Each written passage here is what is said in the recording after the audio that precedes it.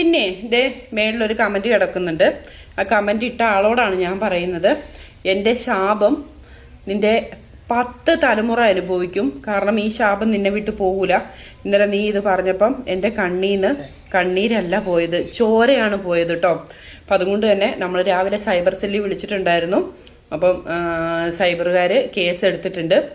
എന്തായാലും ഞാൻ നിയമത്തിന്റെ മുമ്പിൽ കൊണ്ടുവരുവാണ്. നിന്റെ ഫേസ്ബുക്ക് ID നമുക്ക് കിട്ടിയിട്ടുണ്ട്. അപ്പൊ നിയമത്തിന്റെ വഴിക്ക് പോട്ടെ. ഒരാളെ ഇങ്ങനെ പറയരുത്, ആദൂട്ടീനെ എന്നല്ല, ഒരു മക്കളെ ഇങ്ങനെ പറയാൻ നിന്റെ നാക്ക് ഇനി പൊങ്ങരുത് കേട്ടോ.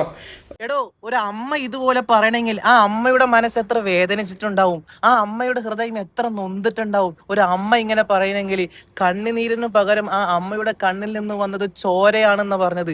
എടോ, ഒരു ഫേക്ക് ID ഉണ്ടെങ്കിൽ എന്ത് തോന്നിവാസവും പറയാന്നാണോ? ഏതൊരു ഫേക്ക് ID ഉണ്ടെങ്കിൽ എന്ത് തോന്നിവാസവും ചെയ്യാന്നാണോ നിങ്ങളൊക്കെ വിചാരം? നാണണ്ടാ, തന്തയില്ലായ്മയാണോ നിങ്ങളൊക്കെ ചെയ്യുന്നത്? എന്ത് വർത്തമാനാണോ നീ പറയുന്നത്? ഇത്രയും മനുഷ്യൻ അതപ്പതിച്ചു പോയോ? ഈന്റെ അമ്മേ, ആദ്യമോനിക്ക് ഞമ്മളുണ്ട് കൂടെ, ഞങ്ങളുണ്ട് ഓനെ സന്തോഷിപ്പിക്കാന്, ഓന്റെ ചിരി കാണാനും ഓന്റെ കൂടെ ഞങ്ങളുണ്ട് അമ്മേ. ഞങ്ങളെ കൂടെ പിറപ്പാടോ ഞങ്ങളുടെ ആദ്യകുട്ടി, ഞങ്ങളുടെ ആദ്യം ഞങ്ങളെ കൂടെ പിറപ്പാ. ഞങ്ങളുണ്ട് ഓന്റെ ചിരി കാണാൻ, ഞങ്ങളുണ്ട് ഓനെ സന്തോഷിപ്പിക്കാൻ. അവനക്ക് യാതൊരു വിധ ഒരു കുഴപ്പമില്ല. ഞങ്ങളുടെ കുട്ടിയാ, ഞങ്ങളുടെ അനിയനാ, ഞങ്ങളെ മോന്റെ ഹബീബിങ്ങളെ. ഇങ്ങനെ കമന്റ് ഇടുന്ന ആളുകൾ ഒരിക്കലും നമ്മൾ വെറുതെ വിടരുത്. അവരെ നിയമത്തിന്റെ വഴിയിൽ കൊണ്ടുവരിക തന്നെ വേണം.